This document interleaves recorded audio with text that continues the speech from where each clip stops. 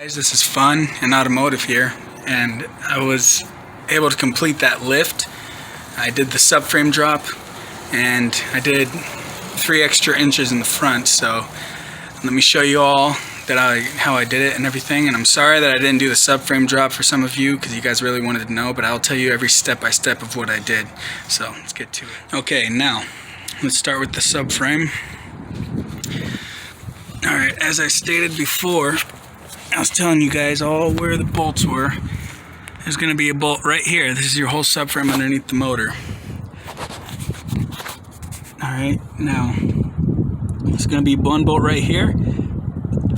You're going to have to take off the whole sway bar, the whole dang thing, all the way across. There's only 4 bolts. It's very easy. One right here, one on top, same thing over there. And the other bolt's right on top of that. And then for the rear bolt, I showed you guys already. It is right there, just on the other side of the subframe, toward the back. It's right there, just one bolt. And as you could see, I don't know if you could see it from right here. Let me see if I can get a better view of it. I only use 1-inch steel spacers. Right in there, right there, 1-inch steel spacer, 1 inch. It's just enough for my axle not to touch.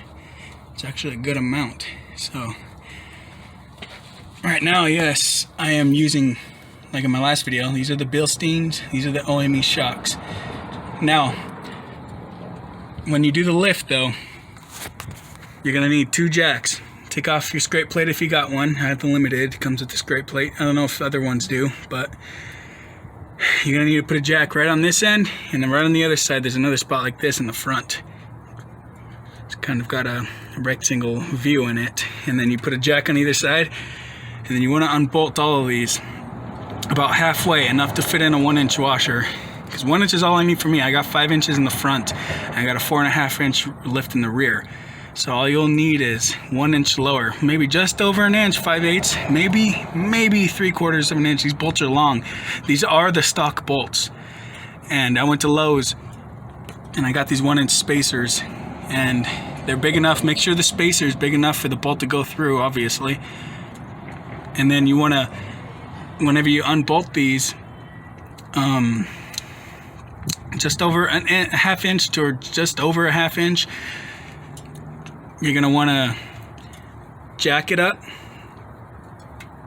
and then, I'm sorry, I'm losing my thought right now, but my thought process, but okay, you're going to want to jack it up, lower these, and then lower the jack till the whole subframe lowers onto the 1/2 inch unbolted bolt, till it just touches it. And then if the gap is big enough, then slide your spacer in there, take your bolt out.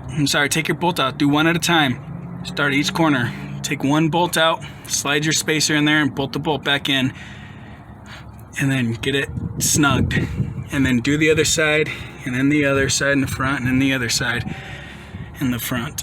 And get them all snugged.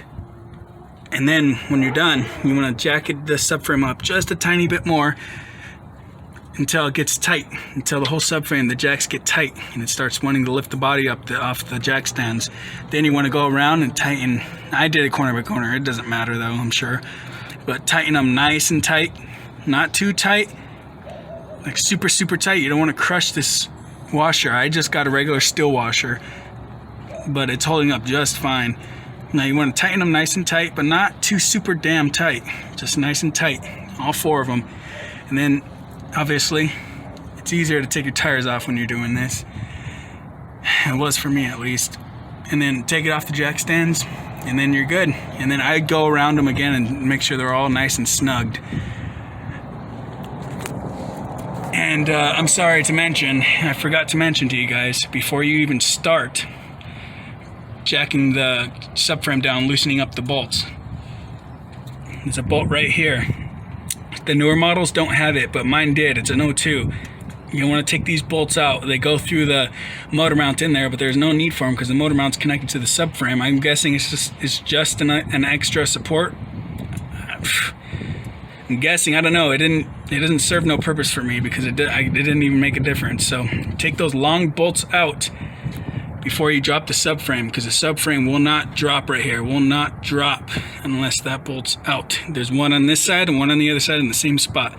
You're gonna want to do that, and then you can start the process I just told you. It's very, very easy, very easy. The video, you guys, does not do it justice. It's a lot bigger in person, but I had the Daystar 2.5 inch leveling kit, all the way leveled, 2.5 inch. It was not enough, and it will never be enough for me. Now, obviously, one is bigger. Everybody does, but this is literally the biggest I can go without doing big modifications or just throwing a solid axle in there. But it was a 2.5 inch leveling kit, all the way around, all the way through and through, and I took out the old ugly spacers. I'll show you that in just a sec. They're over there. And I put those new Bilstein shocks and new OME shocks. I've got the exact part numbers and all that for everything, so I could show you guys all of that if you want to know and you want to get the same setup. But I've got all of that in there. And I put them all in here, and then I went 3 inches up higher in the front, a whole complete 3 inches, because originally it was sitting, obviously, like I just said, 2.5 inches, but for obvious reasons it was a little bigger in the front, because the front is raked stock from factory. So it's like, I don't know, I think it was like 2 3/4, maybe a little more than that I measured, maybe 2 7/8 just to get the front level with the rear. But that's that. And then now with the rear I went up 2 more inches. I left the stock Daystar spacer, I left it right there, and I threw the steel spacer right on top of that sucker. I've had no problems, nothing. It's just fine. That's still the stock shock. I'm going to be putting the Bilstein 2.5 inch lift shock on the rear, maybe a little more because obviously I'm higher, but for now that's what it's going to be. So I'm tight on money at the moment. Now with the shocks, I'm only having one issue, you guys, one issue, and that's the spring getting too damn close to the control arm because I'm up high. Now they used to sell an adapter piece that went just in between. Sorry, I'm looking through the camera. It went in between right here. It bolted down to the spindle, and then the ball joint bolted down to the top of it. It's a spacer, so it brings your whole control arm up higher. I need it to go at least 2 inches higher to be safe, and that's the only thing I need. So I'm gonna have a machine shop just make me one, and I'll let you guys see that when that's done. But right now I'm able to drive it. I can't go off-road. I can't hit bumps really fast. That's what it has to be. And the other side is a little bit worse. It's actually almost just about a hair from it. So that's that. But these are the springs and the complete setup. And shock, it's all the way at the highest point. The shock part, those 4 lines you see in the center, those are the lift levels, and I'm all the way at the top.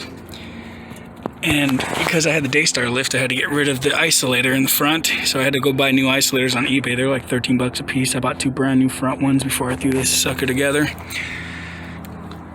So yeah, that's that. And the axle, it is down, but it was a lot more slanted just with the 2.5 inches of lift.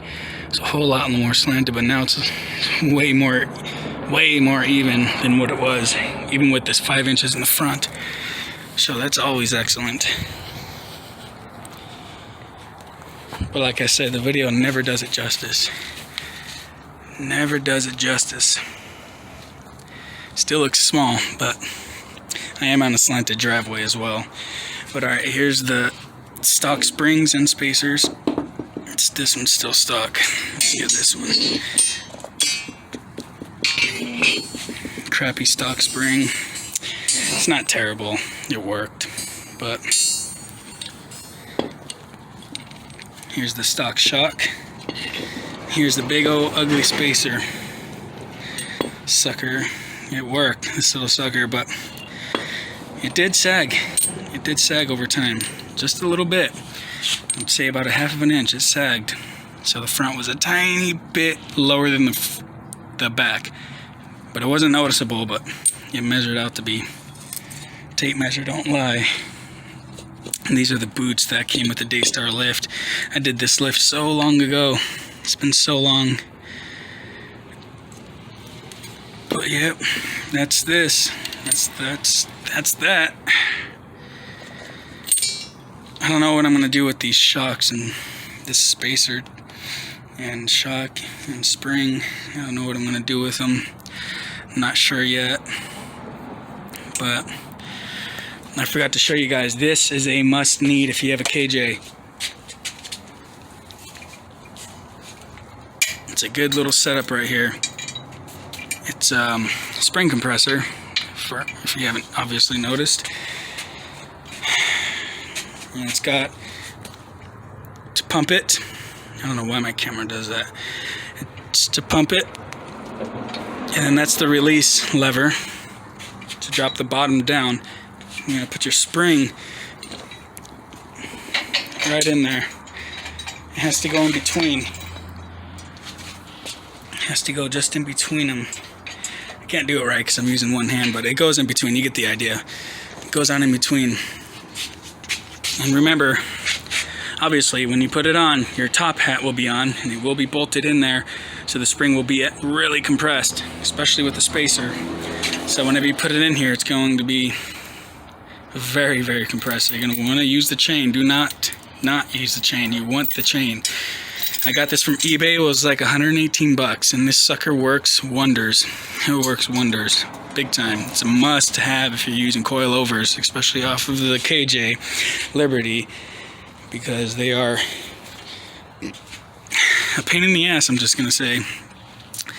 I didn't have spring compressors the first time I did a lift, and no spring compressors, the little hand ones, the ones that clamp onto the sides and you twist with your hand, none of them fit. Went to O'Reilly's, went to AutoZone, went to a lot of other places. None of them fit because it was too small, too compact in here with the darn spacer. So I couldn't compress it enough to get the top hat unbolted. So that's the sucker you're going to want to use. And I did use the hand spring compressors I was just talking about a second ago. I used 2 in the front because whenever you use that, these suckers want to bow out. The side of it wants to bow out whenever it's under pressure. So you want to clamp right on the sides, this side and then the other side, and then you're going to put the compressor in there. Put it right in there and let it compress, and it won't. Those other 2 spring compressors will hold it from bowing, and it'll come out nice and even and straight, and you'll be able to take the top half off and then be able to put the shock back in through it and then put the top hat on and then bolt it down. I'm calling it a top hat because I don't know what the hell it's called, but you get the idea. I wish I had one of them assembled for you so I can show you what it looks like, but just go online and you'll be able to see. And that's what I did right there. That's my setup and everything. But you do want this. You do want an eBay spring compressor, hydraulic compressor. I could even put the link in the description if you really want it. Just let me know and I could put the link to my springs and my shocks and the compressor, and I could do it all for you, no problems. And even the rear shock spacers, I actually bought ones for the front as well, but they didn't fit. I tried to do these springs and shocks with those. It was too much. That was over 6 inches, so I had to remove those and just throw some spacers on the top, at the very top up here. Throw some spacers up there, and that's what did it. Threw some spacers up here on top. This is the top hat. Threw some spacers up there, 1 inch, and extended the bolts as well. Extended the bolts, took out the stock bolts, put new bolts, and then put spacers in there. 1 inch spacers on the other side. This side's a little lower, so I put 1 inch on this side, and I put about 7/8 of an inch on this side of the spacers. So you guys know, 7/8 of an inch, new bolts, boom, boom. And that's my whole setup right there. You guys can do it too. I just have to figure out now to get a machine shop to make those upper control arm extensions. So that's my only complaint about this lift, but it is so worth it because I worked my ass off getting this lift done by myself. Can't wait to take it off-road. Oh yes, and now it is ready for 33s. Look at this clearance. Fit 4 fingers in there. Well, almost, yeah, just about 3.5 fingers. Yes, I was rubbing before, but this mainly is rubbing from whenever I was flexing it on there. And yeah, people are going to tell me that clearance right there is good enough for those 31 and a half, which it is, because if I kept these tires on here with this 4-inch lift, I would never rub. In the rear, I may touch. Up here, I may touch a tiny bit too, but it won't be nearly as bad as what it was with a 2.5-inch lift. But gotta have the bigger tires to make this thing look even better. These tires just don't do it justice. They do not. It's just not big enough. I'm gonna have to take some pictures to show you guys how much bigger I actually got it, because it does not look big in this video. Trying to get good angles for you, but the sunlight and it's just not looking the best right now. Still doesn't even look that big, but you get my point. 5 inches in the front. 5 inches in the front. It's all the way up to my knee now. It's big. So 5 inches in the front and 4.5 inches in the rear.